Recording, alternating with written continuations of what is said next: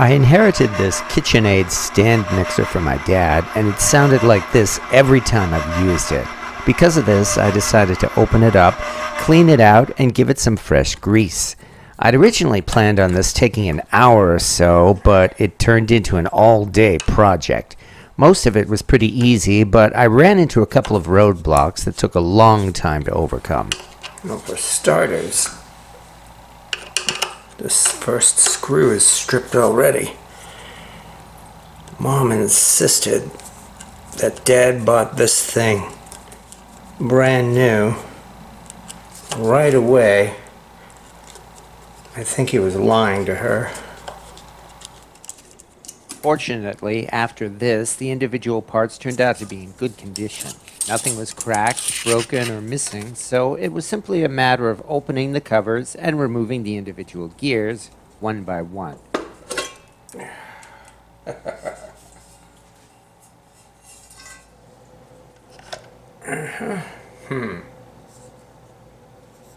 Yuck. Doesn't that look nice? The gears were covered in grease, which of course was what they were supposed to be like. Yuck. And it was here that I had the most difficult part of this entire project. The instructional videos I'd watched said this little snap ring would be difficult to remove. And after half an hour trying to get this stupid thing off, I was in full agreement. I went out and got a snap ring pliers to undo it, but I still ended up just giving it up. Finally, out of frustration, I bought a replacement for the snap ring and just snapped this thing off. Too late now.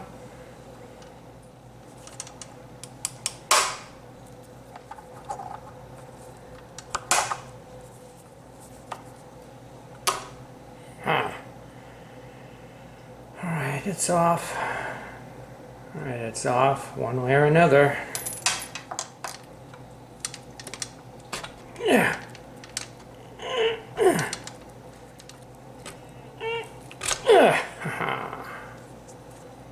Alright, that takes care of that part.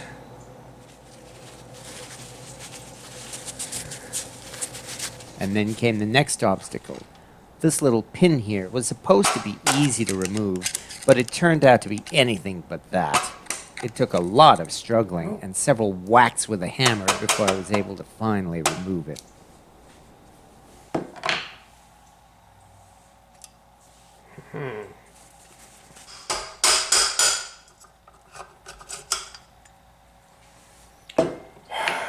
At last.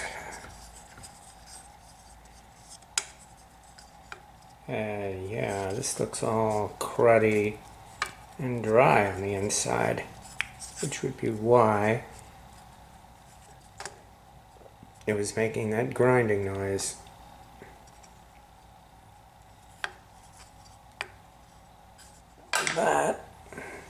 This last piece comes out, and at last, all the necessary pieces have been removed.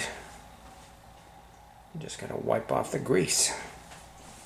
Now it was necessary to wipe all of those parts down and scoop away gobs and gobs of grease.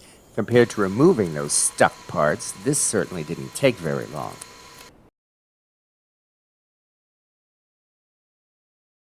Next, we added some new grease. And away we go.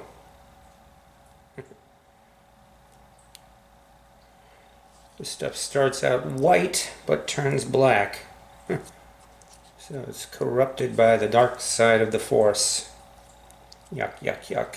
I can only hope I wasn't too conservative with adding the new grease. Reportedly, it's possible to use too much grease, so I made sure to apply the grease to parts that didn't have a lot of grease before now. And when each part was greased, it was put back into place.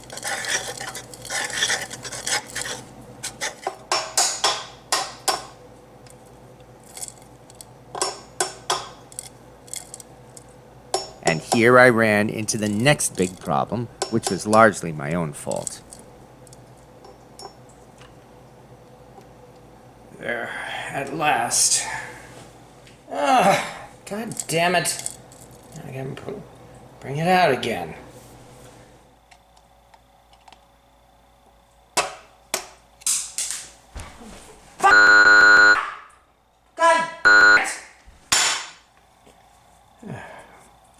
Oh, that was fun. If this thing was lost, this whole project could have gone kaput. It took some searching, Bit but of I was grease in able the to metal. find the missing pin and finally hammer it back into place. The pin was indeed slightly bent, which Go. was why it had been so difficult to remove in the first place. There, at last. Do not panic.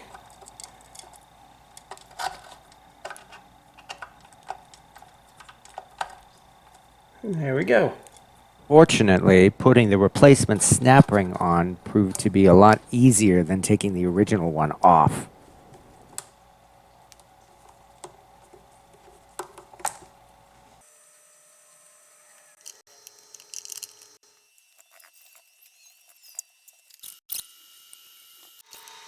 And finally, after removing the excess grease, the cover went back on.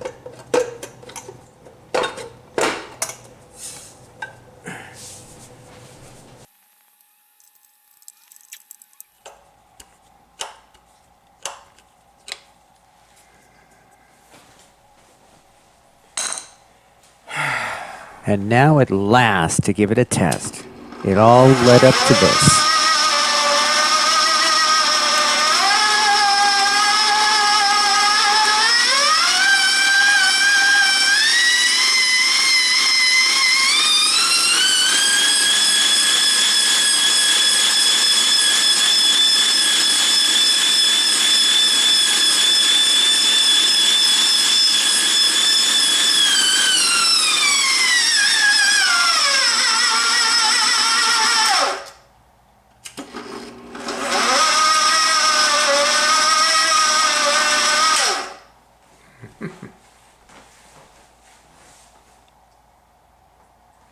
Well, that was certainly the most interesting project I've done in a while. Now, over the next couple of months, we'll see if the mixer performs any better or if I've only made things worse. Hopefully, the results will show it was worth the effort. If nothing else, I can definitely say this was a learning experience, and I've learned I don't want to do that again for a while.